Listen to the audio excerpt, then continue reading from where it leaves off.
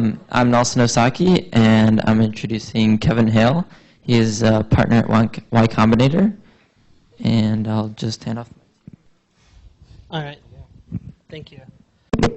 Okay. Oh, wait, your mic's off, aren't you? Yeah, I'm going to turn that off. So I'm Kevin Hale, partner at Y Combinator. You don't have to worry about taking notes, although if you're interested in doing the puzzle bank stuff, they do have like sheets of puzzle bank stuff that you can do that makes you follow this a little bit closer than you normally would.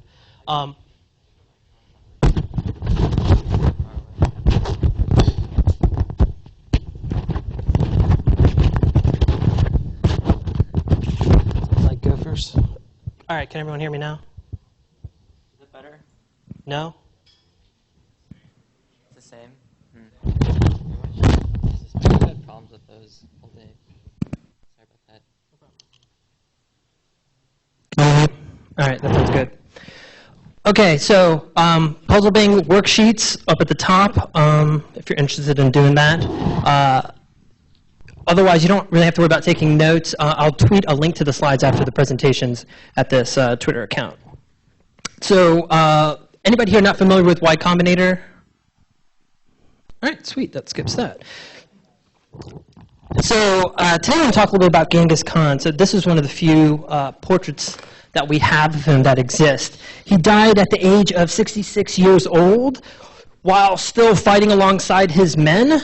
When he died, the army returned his body back to Mongolia, and he had very specific instructions about how the burial was to take place. So what they had was a bunch of slaves build a giant tomb for him in somewhere in Inner Mongolia, and then when the slaves were finished doing that, the army slaughtered all of them. And then as that army left, another army met that army and killed those people. And then eventually, some Mongolian engineers set it up so that a river was diverted over the gravesite. So to this day, we don't know where Genghis Khan was buried. The 240 square kilometer area near the mountain where he was supposedly buried was named the Great Taboo by the Mongols, and it was even set up so that trespassing upon it was punishable by death. It's only within the last 20 years that Western archaeologists have been allowed to visit there and see some of the documents relating to Genghis Khan's history. So it's no wonder that a lot of his sort of life and the details that surround it are shrouded in sort of rumors, legends, and superstitions. Most of what we know tend to be generalizations. We're pretty sure he was a barbarian, he was ruthless, he was a fierce warrior, he was merciless, and he had sex with lots of women, and they had lots of babies. But based on this reputation, probably what a lot of you think you know about sort of Genghis Khan, you might think that he's a weird sort of role model for modern corporate management. But interesting enough, he did a lot of innovative things as a leader that are quite interesting. So in 25 years, he conquered more land and people than the Romans conquered in 400 years. It was the largest continuous nation in the history of mankind. Whether you counted by the number of people defeated, the sum of all countries annexed, or the total area occupied, he conquered more than twice as much as any other man in history. He did this with an army consisting of only about 70,000 warriors. He fought on multiple fronts across thousands of miles, something that Napoleon or Hitler couldn't do. And he was outnumbered usually on the battlefield 3-1. He had no electricity, no internal combustion engine, and no college degree. He was able to accomplish all of this amazingly well within his lifetime. But if you look at the way he sort of led his life and led his people, there's a lot of things that sort of fit inside of the Venn diagram of his life and sort of what we do as like sort of web entrepreneurs. He did big things with small teams. He was a master of word-of-mouth marketing. And he was really great at technology mashups, which we'll talk about a little bit later. Now, the first thing that you have to know about the Mongols is they belong in the same category as these groups of people: the Huns, the Scythians, the Bulgars, the Magyars, the Mamluks, the Tatars, the Manchus, the barbarians, and the pirates. And what they all have in common are two things. One is they are bad motherfuckers, right? People that you don't want to mess with. But the second thing, and most importantly, that I'd like to start this presentation off, is they're nomads. And so the best way to sort of run a startup like a Genghis Khan and his Mongol hordes is to work like a nomad. Now, like most organizations, the Mongols were shaped by their environment. Mongolia is bordered on the south by the Gobi Desert, in the north and west by large mountain ranges, and there are no trees. It's high latitude and elevation, and the heartland consists of just grasslands that look kind of like this, which seems kind of nice, but most of the time it's winter, and it looks like this. The national capital, Ulaanbaatar, has the lowest yearly average temperature of negative 22 degrees Fahrenheit. However, being a nomad gives you a lot of sort of promising characteristics. Because you live in tents and have to be mobile all the time, you tend to be more on the offensive.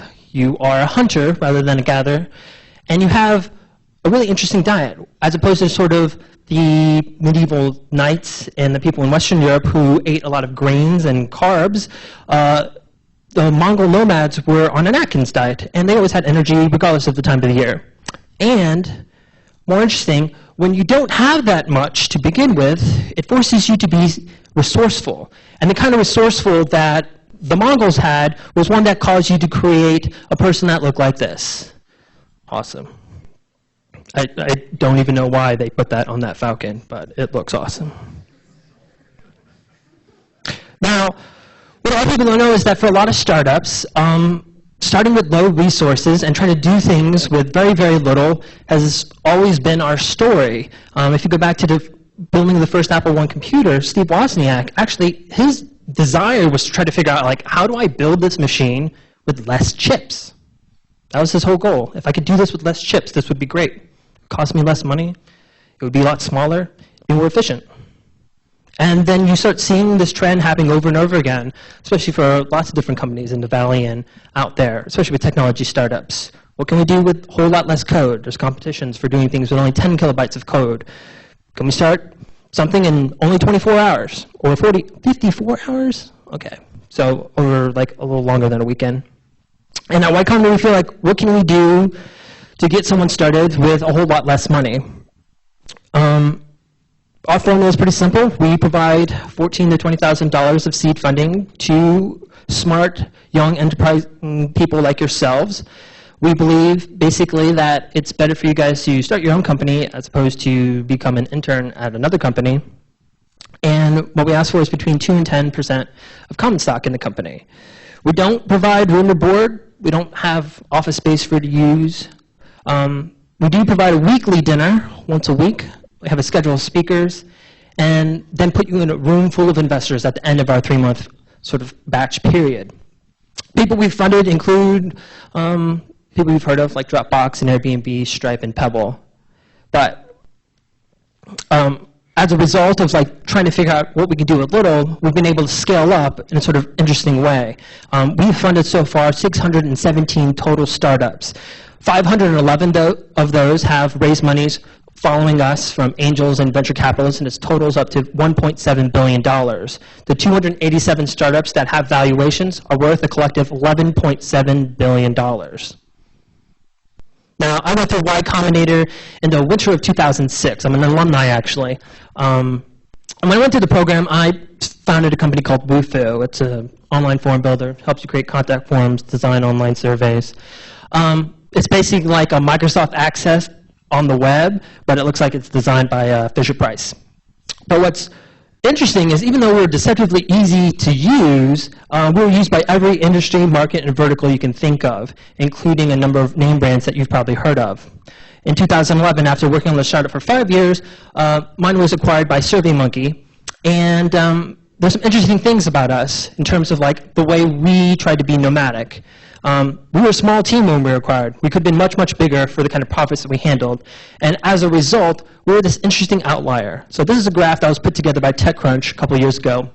What it shows on the bottom horizontal axis is the amount of funding that the companies took at any level, and then their exit or valuation at acquisition or IPO. And all those dots represent a bunch of different startups and their characteristic profiles. The average startup on that main line takes $25.3 million and returns back to their investors 676%.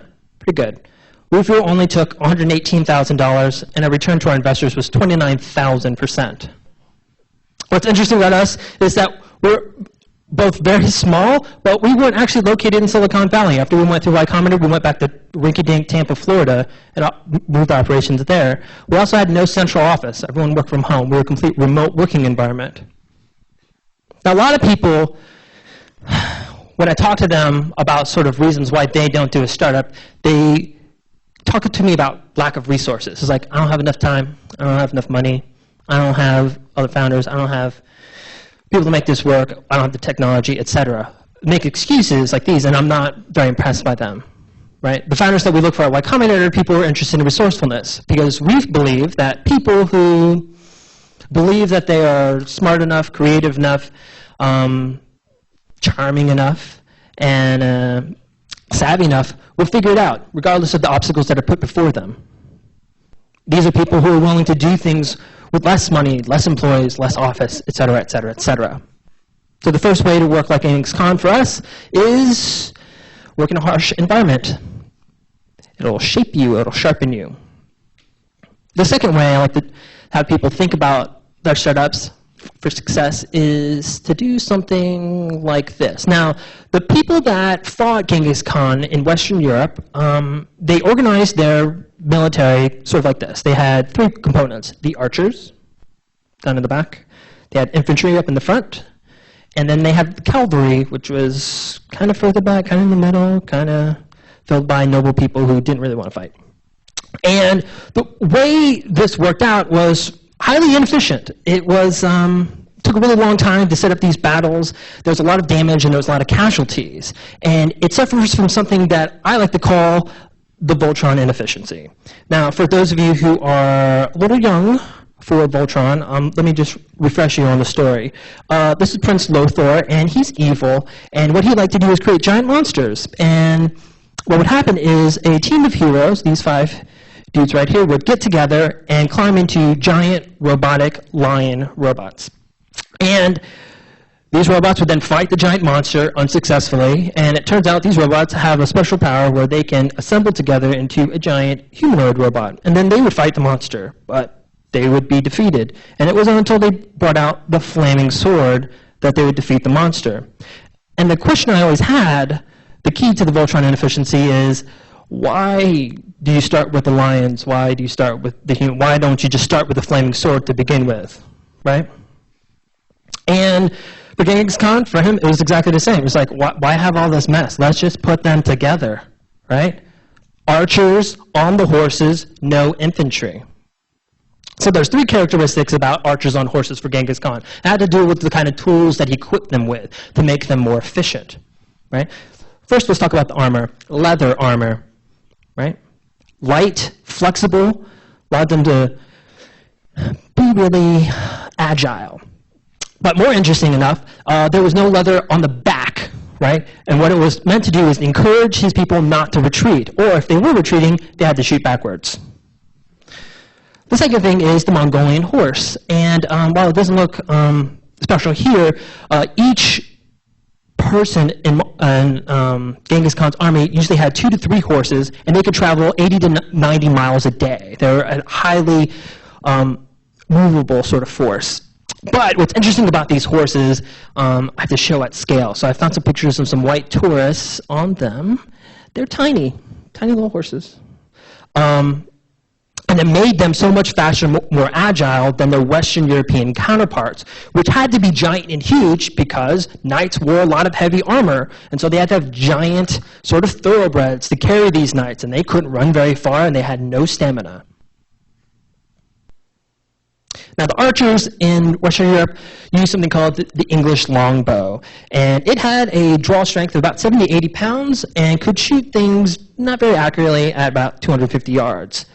The Mongols, however, used something called the composite bow. It was made out of wood birch and mountain sheephorn, and it had a draw strength of 100 to 166 pounds. It could shoot accurately at 350 yards, and it was superior to everything that was seen in the West. And it wasn't until the breech loading firearms in the 1800s that the Mongols could be defeated, because this was such a superior weapon. It was so easy to use that they'd even allowed their womenfolk to use them. Now, when it comes to a lot of startups that I talk to, a lot of the siloing that I see happen, that's similar to what happens in sort of medieval Western Europe, is similar to what happens at the beginning of any sort of startup. And the problem is the people who build the products are separated from them. They're divorced from the consequences of the things that they build. And it has to do with the way technical founders are. In the beginning of doing your startup, it's pure creation. It's bliss. It's everything you've always wanted it to be, making something from nothing. It's art. It's creation, right? But then you launch and you have users, and then your life sucks, right? All these other things come into play. And so what ends up happening is, for a lot of startups, when they start doing well, is they start siloing out things. They say, let's get a marketing team, let's get a support team, right? I want to be on the engineering team. And what ends up happening is the software development process is missing some stuff, right? Responsibility, accountability, and humility. And when I started my startup, I realized, like, this is a huge problem. We didn't want to have that kind of organization. So we came up with an idea, called it an acronym, SDD, Support-Driven Development. And it's really simple. It's no different than other agile practices you've probably heard of, like test-driven development and Scrum and what have you. But it has a really simple rule. And it's to help improve the quality of the software. And the way it works is you just make everyone do customer support. And that's sort of what we believed in our company. The creators became the supporters, and we fixed this feedback loop. Now, there are some interesting side effects as a result of this for our company, because we wanted to have the right kind of values, because we knew we wanted to have a company that lasted for the long run. And one of the things that was obvious was that people who do customer support and who are able to build and fix the app, they give the best customer support. And this is, we're not the first company to think of this. People at kayak.com follow something similar. The founder, Paul English, actually installed a red telephone that has phone support coming in through the middle of the engineering office. And people would ask him, Paul, why would you pay people $150,000 a year to answer phone support when you can have people in like Las Vegas or like India do it for you for much cheaper? And he goes, well, when the engineers have to answer the phone 2 or 3 times for the same problem, they sort of stop what they're doing, and then they fix the issue, and we don't get those calls anymore. Now, for Wufoo, the way we did support shows you sort of to the extent that we thought about it. At the time that we were acquired, we had about 500,000 users. 5 million people used Wufoo, the forums, and experienced it whether they knew it or not. We only got about 400 issues a week. That usually resulted in us writing about 800 emails, and our response time was 7 to 12 minutes, and that's with a team of 10 people. We did support 9 a.m. to 9 p.m., and that was 7 to 12 minutes. From 9 p.m. to midnight, it was about an hour response time, and then on the weekend, it wouldn't go longer than 24 hours. The second thing was much more interesting to us, and it turned out that support responsible developers and designers actually build better software. And this has actually been proven by some research. Jared Spool, he's one of the leads over at User Interface Engineering. He's one of the premier institutions for doing usability tests for early software companies, but now large modern startups. And he noticed that software got worse over time if people who were building it didn't have direct exposure to the software, a minimum of every 6 weeks, and had at least 2 hours. That means if they weren't actively engaging with their users and their customers, right, directly, software just got worse in terms of usability. Our developers, our designers, our bookkeeper, everyone in the company, we're doing between 4 to 8 hours of support every single week. And the result is you start building things, right, so that you have to deal with them. So frequently asked questions. We spend a lot of time on tool tips. We redesigned our documentation several times. And as a result, we're able to do things like reduce our customer support by 30% overnight with the latest designs. It's nothing hard. Lots of screencasts, well, easy to navigate sort of documentation, and like really friendly sort of copy. This is also supported by a lot of other successful organizations. Yishan Wang, he used to be the manager of Facebook engineering before he became the CEO of Reddit. And what he learned is that internal tools made all the difference in terms of scaling. He said, you have to be spending a lot of time building high-quality internal tools for your company.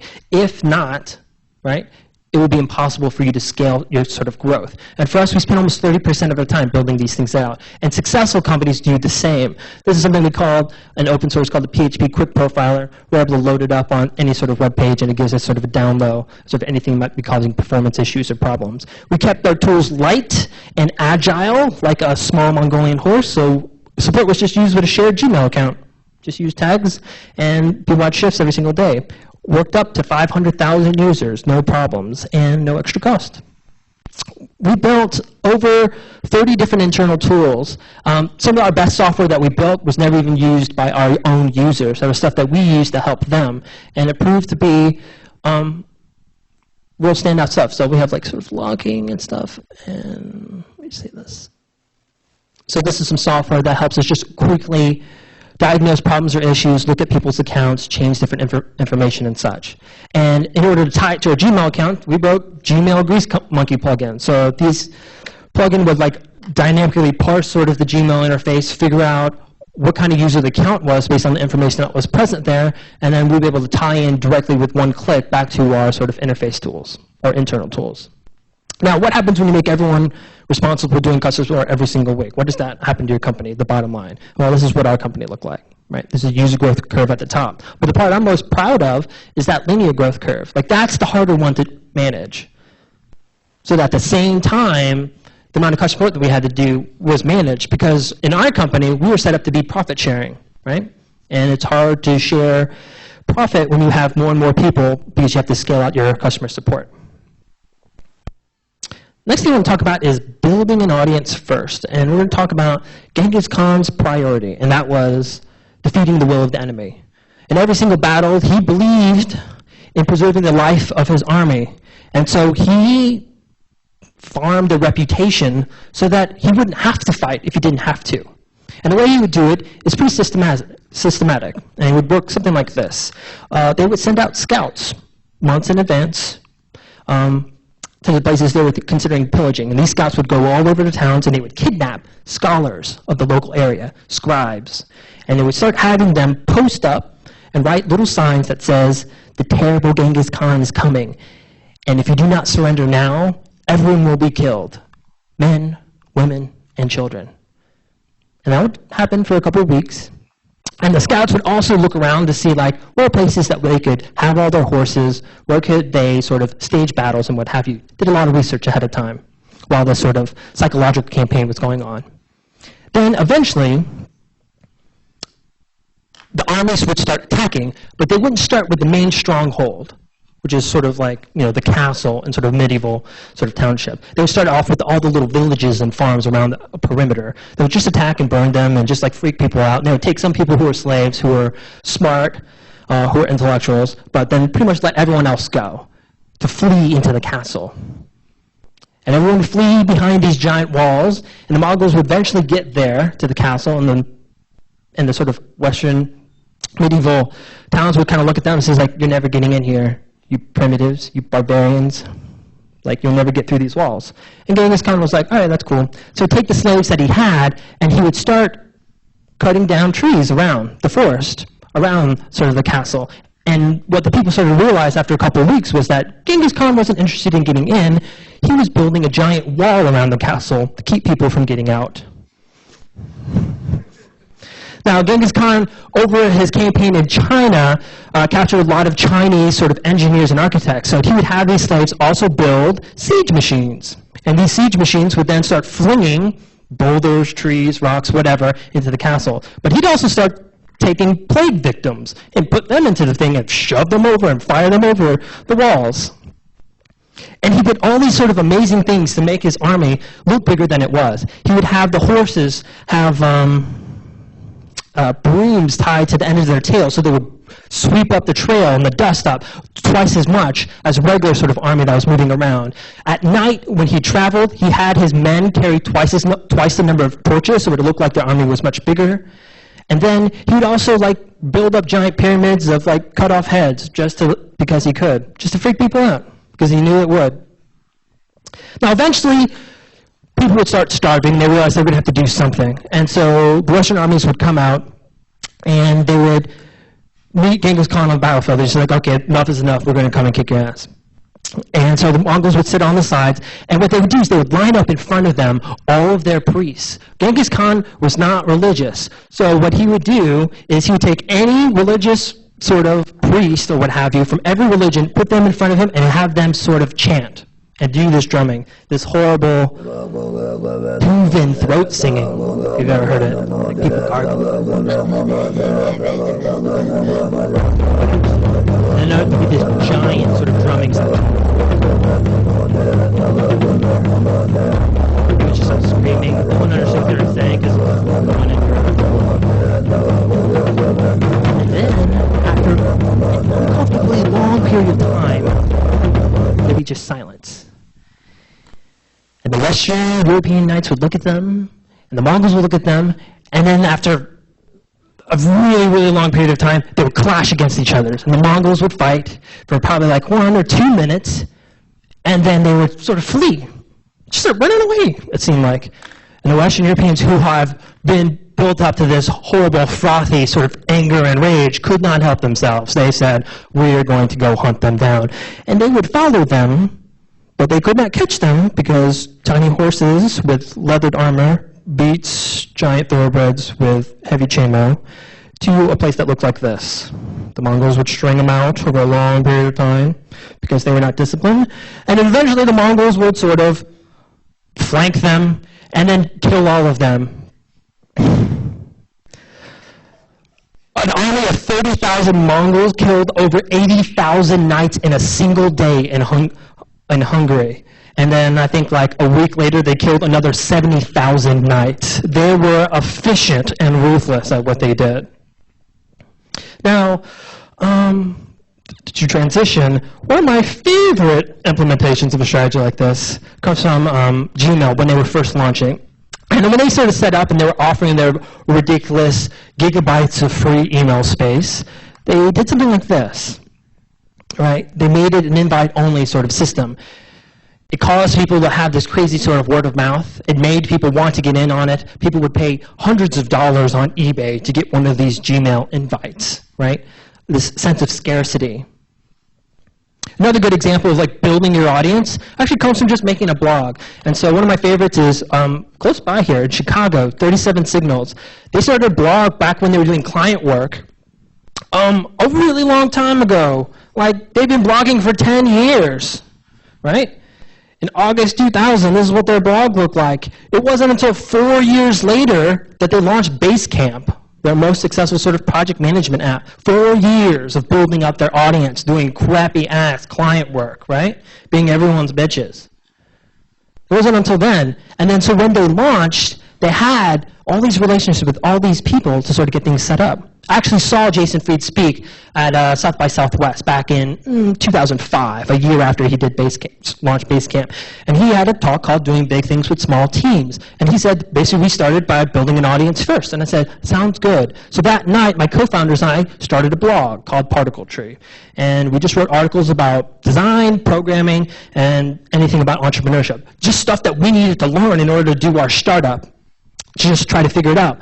And as a result of us just sharing these details, we built an audience of about 35,000 people subscribed to the blog. So that when we launched, we were able to have like tons of people come and try out the software on benefit of the doubt because people knew and had a sort of relationship with us, right? A lot of companies like to go in and say like, I'm just going to start from scratch, and they wonder why things take so long, and it's because like you've done nothing beforehand to gather any kind of reputation. When we launched Wufoo even, like we had zero code when we started Y Combinator in January 2006, and a month later we built a prototype. It didn't hook up to a database, it didn't save, couldn't do anything, but we said the interface is good enough, let's at least launch this. And we did an interface prototype, and a lot of people just play around with the interface, and we corrected another like 150,000 email addresses of people interested in the beta program, because rather than sort of waiting, we said like we'll do whatever we can to build word of mouth first. Now, this doesn't have to happen just at launch. There's lots of different areas where you can make a first impression. Several years later, we were on our third version of our API, and we were like, you know what? We really want to stick out there. We want people to really talk about it. And the way most people get people onto their API is to do a programming contest, right? And we're like, like those are usually boring. Give out an iPad or iPhone or what have you. And we said, what can we do to sort of make it more appropriate for us? Well, in our company, we are big medieval nuts. We go to medieval times every single year on the founding of the company's birthday. And so we said, let's do something appropriate to that. So we contacted some people at armored.com and had them forge us a custom battle axe. And we said, for our API contest, if you win a friggin' battle axe. And the results were awesome, right? We had over 25 applications built, stuff like an iPhone plugin, an Android app, a WordPress plugin and an iPhone app, and it was really remarkable. It's code that we couldn't have paid people to write in the time span that we had set up the contest, even if we had wanted to. And it all had to do about the way we sort of set up the audience, the way we decided to create that first impression with our people. Genghis Khan, after conquering a kingdom, would then proceed to put one of his generals as sort of the head and force them to marry the queen or equivalent of the sort of land, and use marriages as a way of sort of cementing long-term relationships. And that's why he was able to have such fairly long prosperity all along sort of the Silk Road. This is where the analogy is going to break down a little bit for like startups, but the way I like to think about it is that you have to use tactics that are involved in long-term relationships, like marriages, to make things work in the long run for you. When I started the company, I wasn't interested in making any kind of software. I wanted software that people wanted to love, people who wanted to have a relationship with. And we became fanatical about the way we were going to set this up. We actually did it in a weird, nerdy, Asperger-type way. We said, okay, we're going to approach new users as if we're trying to date them, and existing users as if we're in a marriage. And we used all the research that we could find at the time to sort of set this up and do best practices. Now, when it comes to long-term relationships, John Gottman is the man. He's a researcher up in Seattle. He's been featured in This American Life and Malcolm Gladwell's books. And he has an interesting trick. He can watch a videotape of a married couple fighting about something for 15 minutes and predict with 85% probability whether they'll be together or not 4 years down the road. Now, if he watches that videotape for an hour, he can predict with an accuracy of 94%. They would show these same videotapes to marriage counselors, successfully married couples, psychiatrists, psychologists, sociologists, anyone you can think of, and they couldn't predict better than random chance. So John Gottman, he saw something. He figured something out about like the way we fight about things determines longevity. And one of the things that was interesting to him was that it wasn't that successfully married couples never fought. Turns out everybody fights. And we all fight about the same things: money, kids, sex, time, and others. And so time are things that we do in our free time, and others are things like jealousy and our in-laws. So in a startup, you can actually match all these issues to things that you accomplish or deal with in customer support. And so cost and billing, obviously how much it costs, anything dealing with the credit card problems. If you're building a tool or service that deals with people's clients, they're very sensitive about issues that pertain to them. Performance, that's how long you're up and how fast. And others, I said jealousy and in-law, so that's the equivalent of competition and partnerships. Anything weird that happens there also causes customer support. What I love about it is that if you look at a typical conversion funnel in terms of how you sort of make money down this, customer support, or where fighting happens between every single one of these steps. It's the thing that prevents you from getting down the line, keeps you from sort of lubricating the efficiency of your economic engine, right?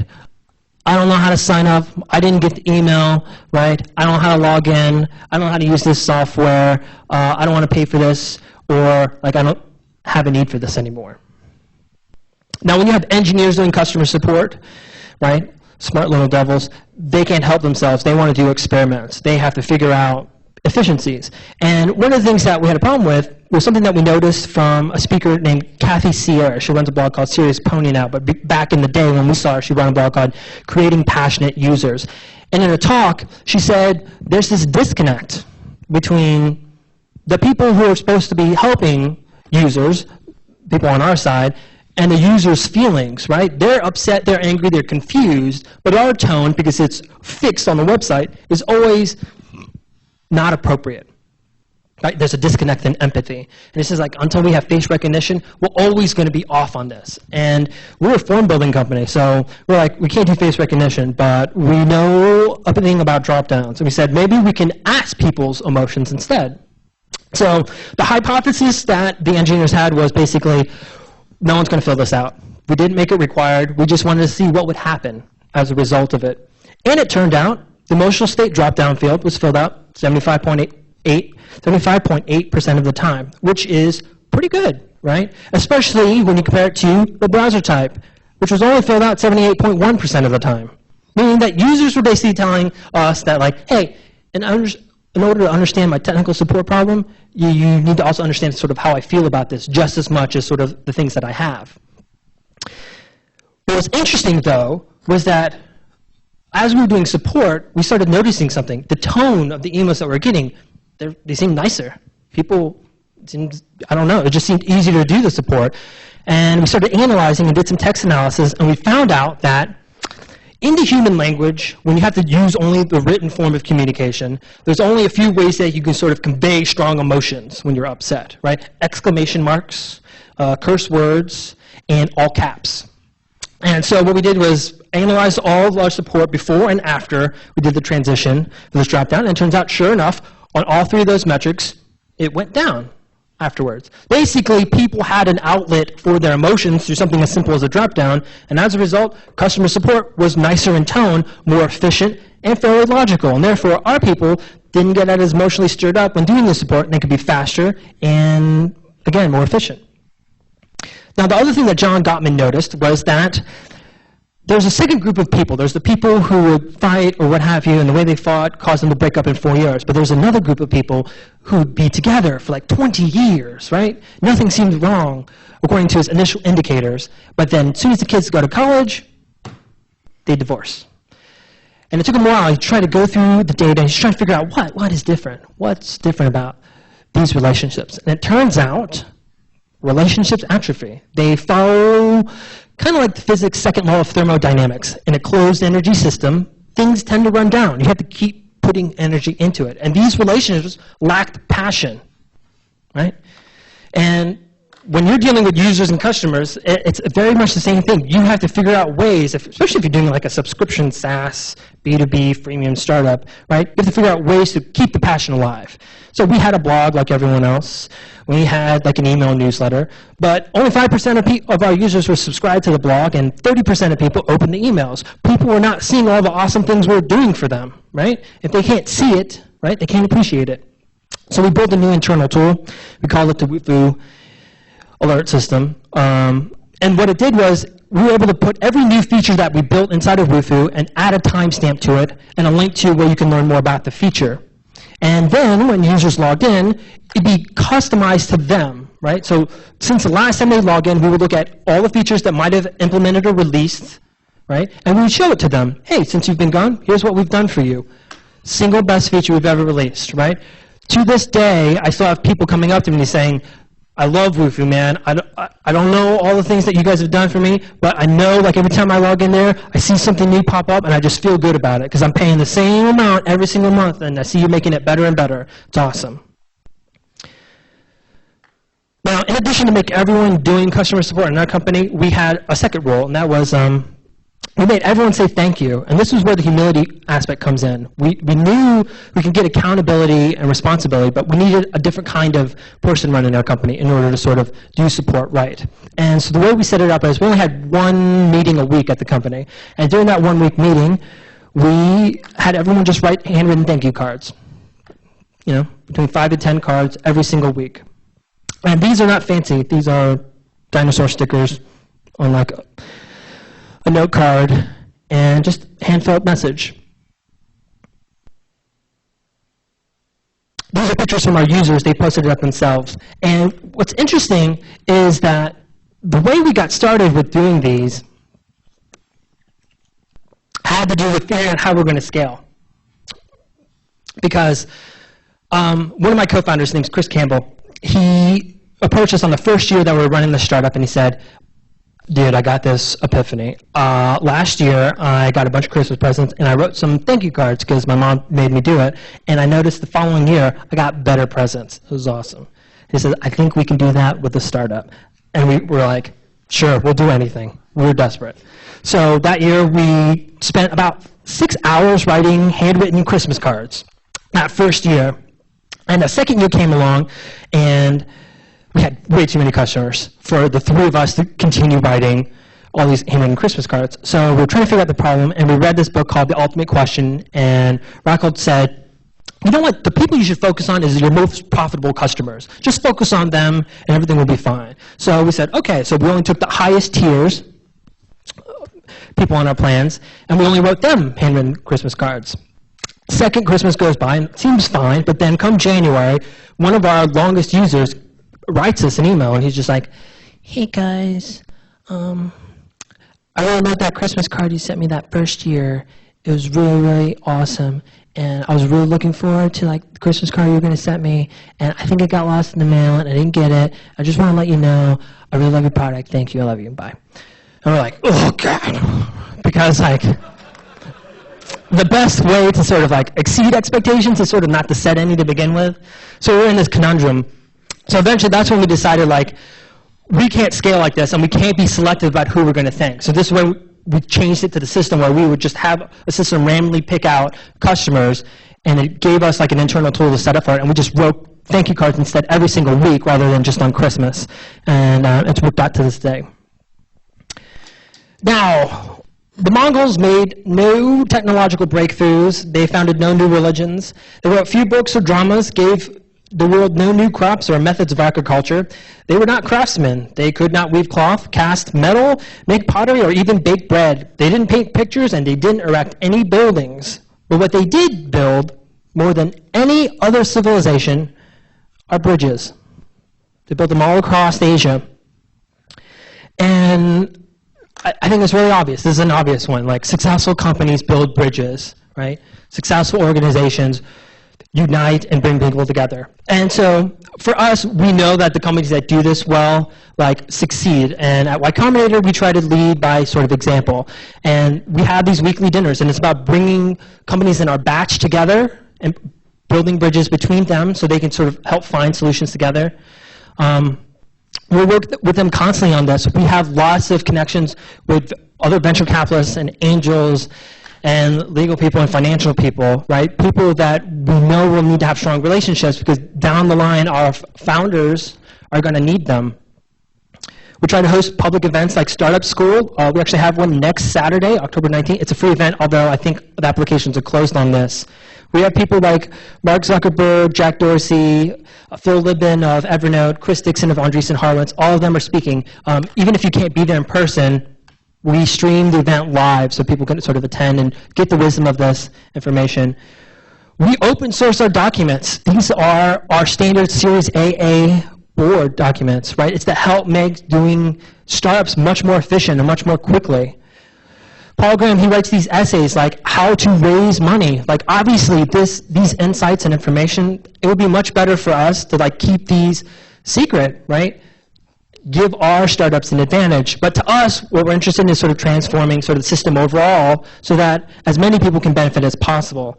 And of course, probably a lot of you waste a good amount of time here on Hacker News, right? But it's about fostering bridges and communications with startup founders and smart people like you in this small sort of way. It's the only way we know how to sort of make things happen in sort of a big sort of way and do it sort of efficiently, and allows us as a small team at Y Combinator, we actually see ourselves as a startup. We're only about 10 to 12 people, right? And figure out how to like fund and manage and help over 600 startups. Anyway, that pretty much brings me to the end. If you want to know more about Genghis Khan, there's a great book, Genghis Khan and the Making of the Modern World. And if you're more interested in the battle strategies, Warriors of the Steppe is a pretty good one. Just to reiterate, these are the lessons, right? Work like a nomad. Don't focus on resources. Focus on your own resourcefulness, right? Create Renaissance people. Put your archers on horses. Build an audience first. Do what you can to think about how to do your first impression differently. Think about long-term relationships, right, and how you're going to sort of foster and encourage them. Because in a startup, while it may seem like startups are meant to grow fast, right, it's still over many years. It's more like a marathon than a sprint. So figure out how you're going to establish and maintain those relationships. And as far as making relationships, make as many as possible. Build bridges. Don't spend your time in weird kind of secrecy. Talk about what you're doing, what you're making, and your sort of passions, and that'll make it sort of happen. Thanks a lot. I'm going to be around for a while, so if you have any questions about Y Combinator or just things in general, feel free to come and talk to me. As a partner, my goal and sort of primary function is to help find startups to fund, and I also work with the startups when they go through the program and with our alumni after they've graduated. For the next batch, we're also going to start taking nonprofit applications. We decided that nonprofits could benefit from the same model that we sort of built for-profit companies. So if you're interested in doing an interesting nonprofit and you're a social entrepreneur, come and talk to me because I'm sort of in charge of that program. My background's in user experience design, product development, and optimizing B2B, software as a service, freemium models. But I'm a big advocate for customer sort of development. So if you have questions about that, I'm happy to talk to you. Thanks.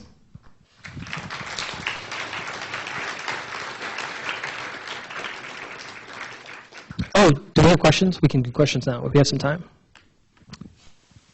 Right here in the front.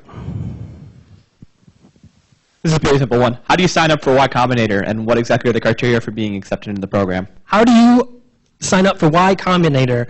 Okay, so pretty easy. Go to ycombinator.com. At the bottom, there's a link, probably says apply, or if you go to Hacker News, at the bottom it says apply, and there's an application there. Applications close for the next cycle on October 21st. You don't have a lot of time, but most startups tend to procrastinate and fill in their application on the last day. But if you get it in early, it's a higher chance that you're going to be seen by the partners, right? Because it's a lot less threshold, and we try to see what sort of is coming in there. The application is pretty straightforward. It's just a bunch of questions, right? A bunch of text areas. Be specific, fill it in there. We're looking for usually between 2 and 5-person teams, although we do fund single founders, you know, in a rare sort of occasion. And there's no sort of criteria. We've taken people who had no prototype, right? People who've already built a startup, people who already have revenue, people who've already taken funding beforehand. We'll take you. We're primarily interested in smart teams. We have no specific sort of quota for certain industries, verticals, or markets. We're interested in sort of everything. So if you're a smart person and you have a really good idea and you have a track record showing that you can build things, right, it'll be interesting to us. That being said, we do get thousands of applications, and our acceptance rate is less than 2%, which is, I think, harder to get into us than it is into Harvard. But that being said, the Dropbox guys, they got rejected 3 times before they got into the Y Combinator, right? And if we hadn't rejected them, they wouldn't have switched to the idea that they had right now. No questions? Just this guy.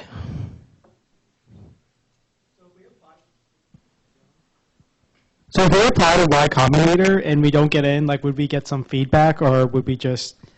Unfortunately, there's just too many of you for us to give feedback. If you do make it to the next round where you get invited to one-on-one interviews, where we fly you out there, we do give you feedback if we reject you at that stage. But for almost all of you, we just can't.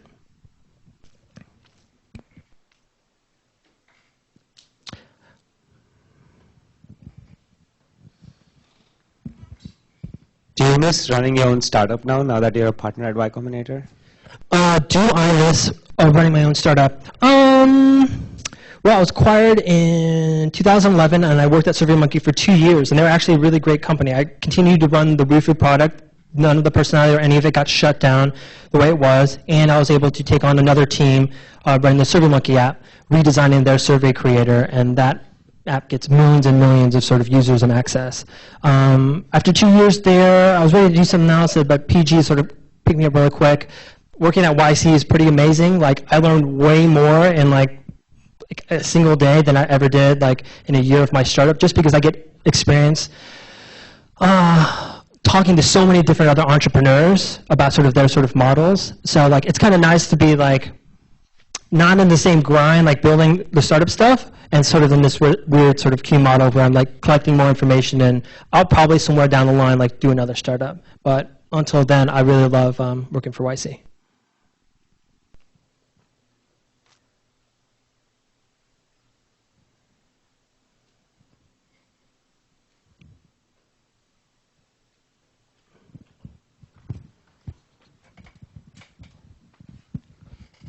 So you mentioned Hacker News, which I think most people are familiar with. Can you talk about some other people somebody might not know that you value their insights and their inputs and their writings? that you maybe haven't mentioned?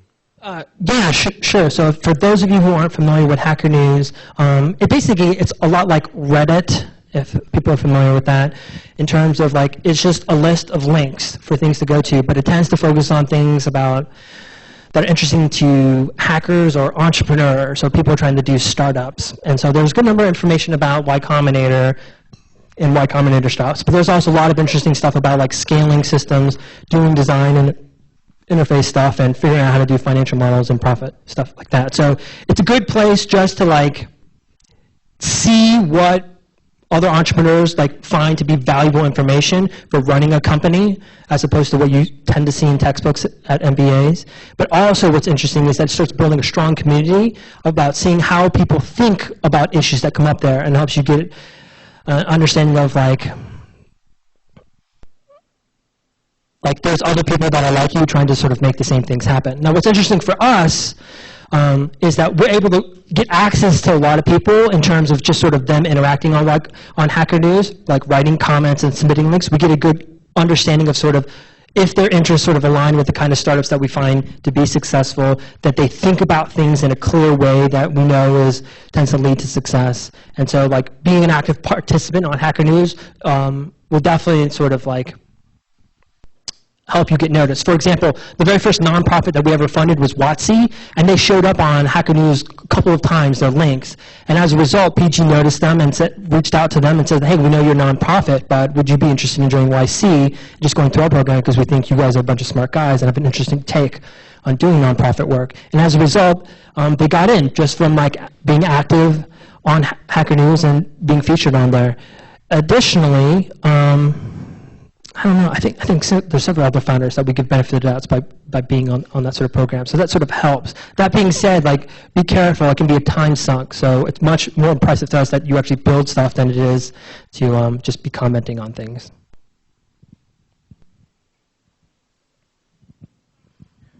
How do you feel about the changing kind of users in Hacker News? Like, say what it was around a few years back and now?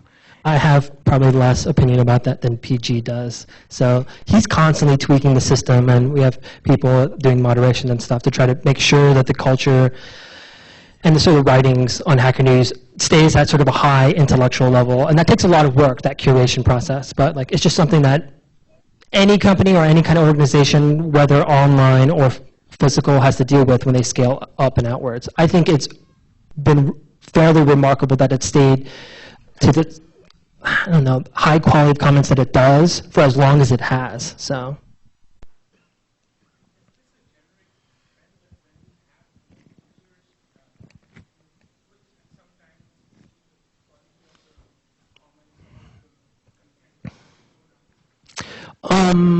Basically, this is a common trend where, like, as organizations grow bigger, that the quality of the comments go down. I don't think it's necessarily a rule. Clay Shirky, he's like a really great essayist that talks about technology and sort of memes and sort of culture. He writes a lot about sort of like how large, massive online social networks like evolve over time. And I think it's a matter of sort of like how you lead by example and sort of like how much you sort of enforce the rules and values that you want to set up there. And that's the biggest thing. You see Hacker News, you know, without even PG's insistence, people in and of themselves come up and post up like these are the values and rules on Hacker News. So like it reminds people sort of what it's set up. And then of course like we're constantly tweaking sort of the points or the karma that's sort of set up on there to sort of figure out the incentives. But overall, like I don't think it has to be a given that just because you have a large audience that like discussion has to be unintelligible and like Donahue.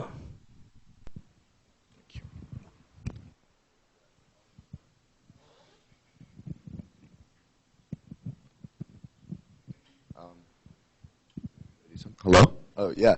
So you talked a little bit about how when you were at Wufoo, you had a 10-person team doing support for, you know, thousands and thousands of users. Can you talk about like how you managed that and how you made sure that people could still get work done while still being responsive? Yeah, so the way it worked is people had shifts, right? They had a dedicated period of time, right, where you had a block. It's not like you had it every single day, a small little chunk of time. We said like, you have like one block. So in the beginning, when it was just the 3 founders, I had support Monday and Wednesday. Another founder had it Tuesday and Thursday, and another guy had it Friday, Saturday, and Sunday because it had this small sort of volume. And then as our company grew over time, people just took days of the week or just take nights. And when we had dedicated support people, they would take the day shift, and our developers would take the night shift. Like I said, the system can scale for a very, very long time. And then when we were on Gmail, we were able to switch to just odds and evens as they came in through the numbered system. Eventually, we went to SurveyMonkey, and we got to a certain scale. We had to switch off to a different piece of software in the system that they use. But overall, it's pretty simple, and it's fairly straightforward. Like, you have this block of time, you do support, it's tied into so your profit sharing because it's part of your performance metric, and then after you do the support, you don't have to worry about it for the rest of the week, right? And then we did have weekend shifts, so that would rotate, like, so depending on the number of people in the company, so I would have a weekend shift every 8 or 9 weeks as a result when you have to deal with stuff like that. But it was really straightforward, and the value proposition was really obvious. Like, people realized, like, oh, I can fix stuff a whole lot better, but they also saw, like, when they got compliments about the software, about how fast they were responding to support, they got energy out of it because people were just amazed by, like, holy crap, I didn't expect the response so quickly, or I didn't expect someone to be able to fix it, right? And that kind of energy you can't sort of buy in a traditional sort of employee incentive type of way. It's pretty straightforward as well as like sort of the mechanics of it. It's a shared Gmail account, and the way it's set up is anything that wasn't archived is considered an open ticket. If it needed to be assigned to a specific engineer to fix it, you'd have the labels there, which would be just the initial of the developer, and just work that way. But the biggest thing to sort of manage support for us was, like, because everyone had to do support, when we built out features, everyone was sort of involved in saying, like, hey, make sure there's documentation, make sure there's tooltips, or hey, this is going to cause problems or issues. Like, adding new interface elements to our software ended up being very difficult because we were always trying to think outside of the box to say, like, is there something that we could do in terms of smart defaults, right? Or make it sort of more intuitive so that way we didn't have to add complexity to the app. And this is sort of where our API sort of blossomed and grew over time.